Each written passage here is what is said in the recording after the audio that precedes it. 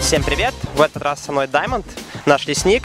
Вы только что одержали свою первую победу на этом турнире против команды NiP. Не мог бы ты рассказать вообще, как прошла эта игра и за счет чего вы смогли одержать эту победу? Ну, игра прошла для нас достаточно хорошо. Мы, конечно, совершили в очередной раз приличное количество ошибок. Там отдавались на боте, на драконах, на миде.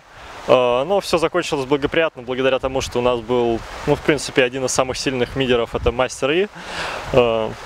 Был Ксин, стонный контроль и имбалансная Сона. Вот уже второй сезон подряд, начало лиги у вас сдается не очень хорошо. Что пошло не так в этот раз? Ну, в этот раз мы еще, не знаю, как-то не притерлись друг к другу, но это составляет где-то 50% неудач. Вообще, в этом патче крайне трудно играть за джанглера. С моей позиции могу сказать только то, что ни один джанглер в мире сейчас просто не может соло тащить игру, если его команда не доминирует, потому что кроме Эвелины не остается никого, кто может выполнять такую роль. В одном из своих стримах ты говорил, что Ксин, на котором ты провел все 3 игры, довольно-таки бесполезный герой на турнирах, но все-таки ты на нем отыграл. Почему так произошло? Ну, бесполезный-то он бесполезный. Проблема в том, что полезнее него существуют только такие герои, как Эвелина и Джарван. Джарван был 2 раза забанен или пикнут, поэтому был взят с Ксин. А последний раз просто там была Эвелина, и Джарван хуже против Эвелины, чем Ксинжао. Поэтому я им и играл. Выбора нет просто, патч не очень. Ну, раз уж ты сказал, что в этом патче довольно-таки тяжело тащить за лесника, ты уже неделю играл на новом патче, который вышел, мне кажется, во вторник, и вполне возможно, он уже будет в Москве. Что ты вообще можешь сказать об этом патче? Какие о нем у тебя сложились впечатления?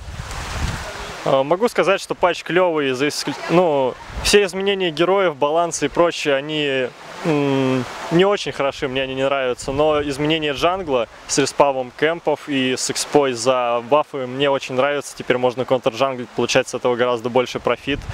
И лайны не так сильно опережают в начале лесника за счет того, что у них нет лишнего кемпа, который они забирают. Не дай бог этого патча не будет в Москве. Когда риоты объявили этот патч, они сказали, что изменение респаун тайма с 1 минуты 40 на 1:55 было сделано для того, чтобы ботлайн не получал изначальное преимущество в виде големов. Как ты думаешь, в связи с этим мы будем реже видеть свапы лайнов? В связи с этим мы будем чаще видеть вообще любое перемещение по карте. Теперь парни, что бот, что топ, что мид, теперь могут перемещаться абсолютно как им хочется, хоть дабл мид, хоть дабл топ, хоть дабл бот. И мидер и топпер больше, я не думаю, что будут мидерами и топперами, а просто будут соло-лайнерами, которые будут гулять по карте и стоять где захотят. Что по поводу изменений Лантерны? В данном патче у нее магический урон дополнительно будет наноситься с каждым ударом, но при этом ее цена увеличилась. Как думаешь, это айтем вообще будет кто-то использовать? Ну, во-первых, это изменение я просил уже в течение 1,5 лет. Наконец-то оно свершилось, риоты меня услышали. Помимо Лантерна теперь и Мадред наносит также магический урон со 100% шансом. Я думаю, Мадред будет покруче, чем до этого.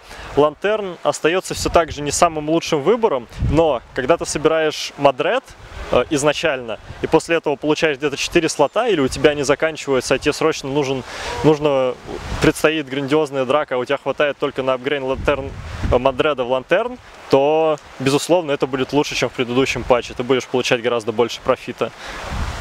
В предыдущем интервью мне ты сказал, что ты и Алекс отвечаете за процесс банов в вашей команде.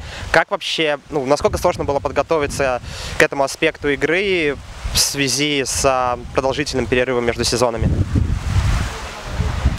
Ну, это было достаточно сложно, потому что все команды скрывают то, кем они играют. Все играют практицы в основном с другими командами в скрытых играх, записи которых ты нигде не найдешь, также не посмотришь, на ком они играли, на чем. Можно фейкнуть все, что угодно, пикнуть кого угодно в итоге. В принципе, мы предугадываем противников достаточно хорошо, то, чем они будут играть, и в банах конкретно у нас проблемы такой нету. В пиках порой мы ее совершаем, но, в принципе, после первых 2 игр мы осознали свои ошибки. Их там было Они были не совсем грандиозные, чтобы так решили игру, но они были. Теперь мы не будем их совершать, по пикам все будет лучше.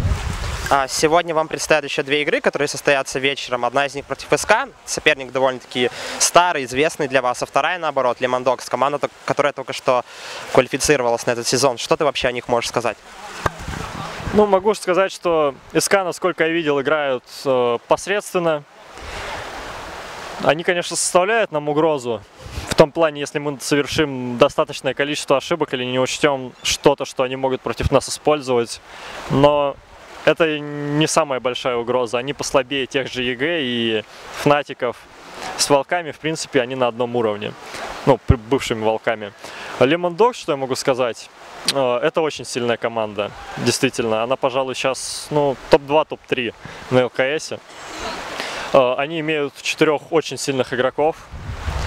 5-й дополняет их весьма неплохо. Их пики крайне сильны.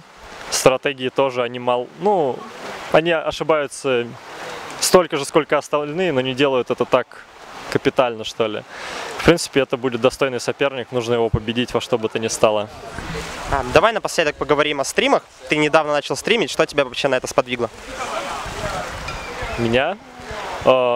Сподвигло наконец-то то, что у меня появилась партнерка с Твичом. Плюс моя девушка сказала мне, что проявляя уважение к комьюнити, иди стрим, а то ты вообще засиделся, ничего не делаешь. Да и в принципе, что мне такого? Я могу и тренироваться, и стримить одновременно. Почему бы тогда не дать комьюнити зрелищ, и кому-то может помочь научиться играть в лесу, кому-то может узнать что-то новое. А планируешь ли ты как-то вообще разнообразить этот процесс? Например, там играть арамы или проводить какие-то там, не знаю, другие зрелища? Я над этим все еще думаю, но считаю, что пока что соло-ку достаточно... Соло-ку — это то, что тренирует меня, то, что я могу совмещать со стримом и получать какие-то уроки для себя, учиться самому.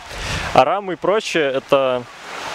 Да, это весело, пожалуй, я этим буду заниматься, но не так часто, поскольку ЛКС будет постоянно, не будет даже ни одного фривика, и у нас будет всего лишь 3 дня между каждой неделей максимум, чтобы потренироваться вместе и потренироваться в соло. Так что посмотрим. Спасибо за то, что ответил на мои вопросы. Что бы ты хотел сказать напоследок? Напоследок я бы хотел сказать спасибо всем нашим спонсорам.